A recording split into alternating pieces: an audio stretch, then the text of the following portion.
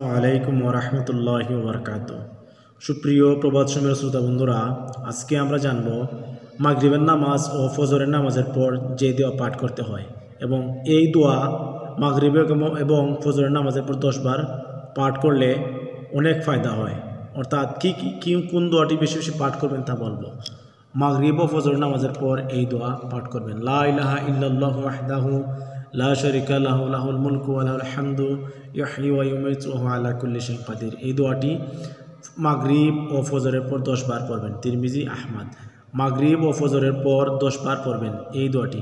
মাগরিবের নামাজ ও ফজরের নামাজের পর 10 বার পড়বেন যে দোয়াটি, তা হচ্ছে লা ইলাহা ইল্লাল্লাহু ওয়াহদাহু লা শারিকা লাহু লাহুল মুলকু ওয়া লাহুল হামদু ইহয়ি ওয়া ইউমীতু ওয়া হুয়া আলা কুল্লি শাইইন কাদির।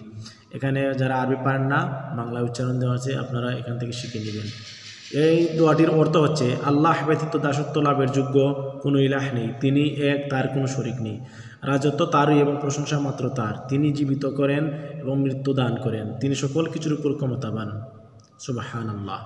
সুপ্রিয় শ্রোতা বন্ধুরা, এই দোয়াটি আপনারা প্রত্যেক দিন মাগরিবের নামাজ এবং ফজরের নামাজের পর 10 বার পাঠ করবেন এবং এই দোয়াটি পাঠ করে আল্লাহ রাব্বুল আলামিনের কাছে যা যা আপনার মনোবাসনা আছে তা নিয়ে দোয়া করবেন। ইনশাআল্লাহ দোয়াগুলো কবুল হবে। ভিডিওটি ভালো লাগলে লাইক, কমেন্ট এবং সাবস্ক্রাইব করে আমাদের পাশে থাকবেন পরের নিত্য নতুন ভিডিওগুলো আপডেট পাওয়ার জন্য। এ পর্যন্ত আপনারা সবাই ভালো থাকুন, সুস্থ থাকুন। আসসালামু আলাইকুম ওয়া রাহমাতুল্লাহ।